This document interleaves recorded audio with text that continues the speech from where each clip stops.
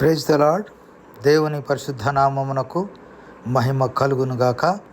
నేటి వాగ్దానము ఇర్మియా గ్రంథము 31వ అధ్యాయం 4వ వచనం. నీవు కట్టబడినట్లు నేను ఇక మీదట నిన్ను కట్టింతును. ప్రియ సహోదరుడా, సహోదరి, నీవు నేను దేవునికి ఆలయముగా కట్టబడుచున్నాం. హెబ్రీలకు రాసిన పత్రిక 3వ అధ్యాయంలో దేవుని ఇల్లంతటిలో మోషే నమ్మకంగా ఉన్నాడని తెలియజేస్తూ వచ్చాడు. సమస్తమును కట్టినవాడు దేవుడే అని తెలియజేస్తూ వచ్చాడు. ధైర్యమును, నిరీక్షణ వలన ఉత్సాహమును తుదమట్టుకు స్థిరముగా చేపట్టిన ఎడల మనమే ఆయన ఇల్లు అంటాడు. కనుక నిన్ను నన్ను తనకు ఒక ఆలయముగా దేవుడు మార్చుకున్నాడు. ఆ ఆలయంలో దేవుడు నివసింపగోరుచున్నాడు.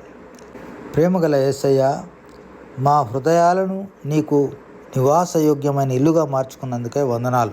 యేసయ్య నామములో ప్రార్థిస్తున్నాం తండ్రి, ఆమెన్.